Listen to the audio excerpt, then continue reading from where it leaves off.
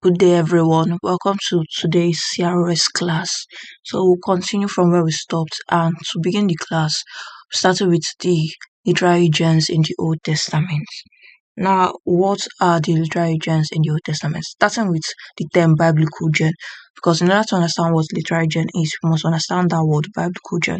Now, the biblical gem has to do with the various genres or literary style that convey different types of messages, themes, and historical concepts.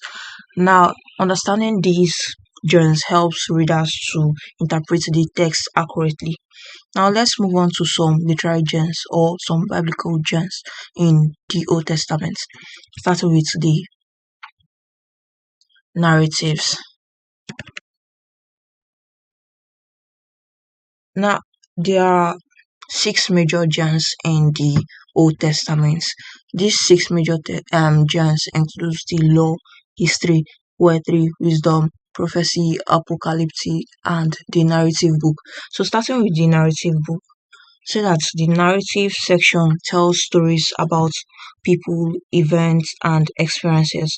And an example of this can be found in the stories of creation that is recorded in book of Genesis 1 to 2, and the patriarch, which is recorded in the book of Genesis 12 to 36, and the history of Israel, which is found in the book of Joshua and Esther, and lastly, the life of Jesus, which is the gospel book.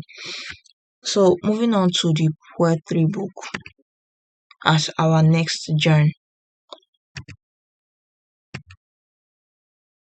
Okay, the poetic section uses lyrical language to express emotion, wisdom, and praise. And example of this book under the biblical genre or literary genre includes the book of Psalm, Proverbs, and Song of Solomon. Now, these books often employ metaphor, simile, and other literary devices to convey deep truths and feelings about what they are trying to portray. So, our next book is the prophecy book. The prophecy book. Now, the prophetic section contains messages from God to his people, often calling them to repentance, warning of judgments, or promising restoration. Now, the prophetic books include the book of Isaiah, Jeremiah for the major prophets, while for the minor prophets, it includes book of Amos, Hosea, Malachi, and the 12 minor prophets. And also have apologetic literature, which can be found in the book of Daniel. Now, this book reveals divine mystery through visions and other stuff. So, moving on to the wisdom or literature book. The wisdom literature offers practical guidance on how to live a virtuous and successful life, just like the book and poetry book.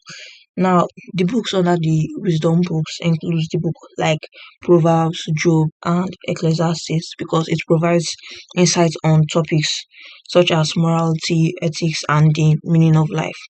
Moving on to the law, which is supposed to be our first one.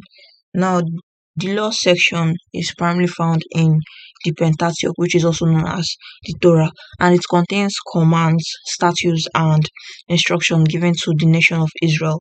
Now, these laws covers various aspects of life, including worship, morality, and social justice.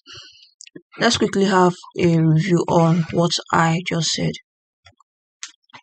I talked about the key biblical gems, which I mentioned as the narrative, law, history book, poetry book, wisdom book, prophetic book, and the apolitical book, which reveals which all reveals God's relationship with the nation of Israel. Now, each gens of let's say each gens that I mentioned earlier has its unique characteristics, and recognizing these differences is essential for accurate interpretation and application of the Bible. Okay, I'll see you all in the next class. I think I'm done for today. See you all on that the next topic, which is the call of Abraham. Thank you.